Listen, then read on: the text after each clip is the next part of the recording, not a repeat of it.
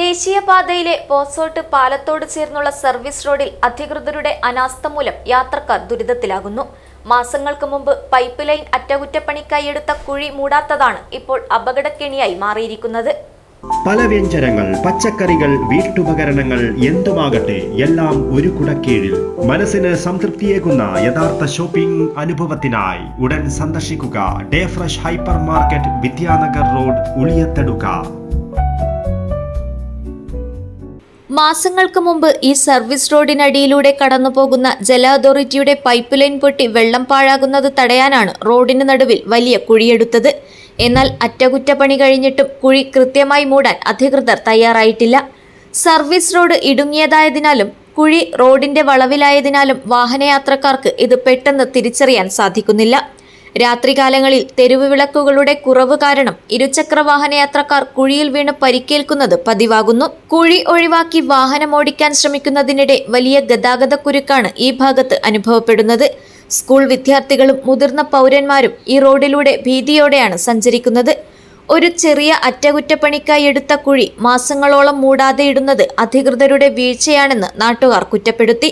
നിത്യേന അപകടങ്ങൾ നടന്നിട്ടും അധികൃതർ മൗനം പാലിക്കുന്നതിനെതിരെ ജനങ്ങൾക്കിടയിൽ വൻ പ്രതിഷേധമുയരുന്നുണ്ട്. ഈ പ്രശ്നത്തിന് ഉടൻ പരിഹാരം കാണാത്ത പക്ഷം ശക്തമായ പ്രതിഷേധ പരിപാടികളുമായി മുന്നോട്ടു പോകാനാണ് നാട്ടുകാരുടെ തീരുമാനം. വലിയ ദുരന്തങ്ങൾ സംഭവിക്കുന്നതിന് മുൻപ് ബന്ധപ്പെട്ട വകുപ്പുകൾ ഉണർന്നു പ്രവർത്തിക്കണമെന്നാണ് പൊതുജനങ്ങളുടെ ആവശ്യം. ഇത് പൊസോട്ട് മൽഹർ പാലത്തിൻ്റെ അടുത്തുള്ള അവസ്ഥയാണിത്. 1.5 മാസം മുമ്പ് കുടിവെള്ളത്തിൻ്റെ പൈപ്പ് ലൈന് തുറന്നപ്പോൾ പൈപ്പ് ഡാമേജ് ആയിട്ട് റിപ്പയർ ചെയ്യാന്ന് പറഞ്ഞിട്ട് ഇതുവരെ വന്നിട്ടില്ല.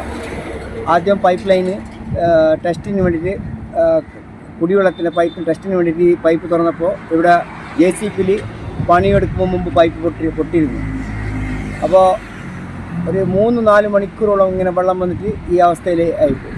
അവർ വന്നിട്ട് ഈ അവസ്ഥയിലേക്ക് എത്തിച്ചിട്ട് പോയവർ തിരിച്ചവർ ഈ 1.5 മാസത്തിൽ പറയുമ്പോൾ നാളെ വരാമെന്ന് പറയുന്നു. ഈ ബന്ധപ്പെട്ടവർക്ക് കുറേ പ്രാവശ്യം ഹൈവേൻ്റെ അവർക്കെല്ലാം ഞങ്ങൾ വിളിച്ചു. ഇവിടെ എപ്പോഴും നോക്കുമ്പോൾ ആക്സിഡൻ്റ് ആകുന്നുണ്ട് ഈ സ്ഥലം. അത് ഈ ഫോട്ടോത്തിൽ കാണാം എങ്ങനെ ആക്സിഡൻ്റ് ആകുന്നത്. ഇങ്ങോട്ടൊന്നും വരുമ്പോൾ ഇവിടെ ഇത് കൺട്രോൾ കിട്ടുന്നില്ല. എത്രയോ സ്കൂട്ടറുടെ സ്കിഡായിട്ട് വീണിട്ട്. ഇത് ബന്ധപ്പെട്ടവർ ഇതിനെ നടപടി എടുക്കുന്നുണ്ടോ ഇല്ലയോ? Abdul Rahman Udyavar, news bureau, Manjeshwaram.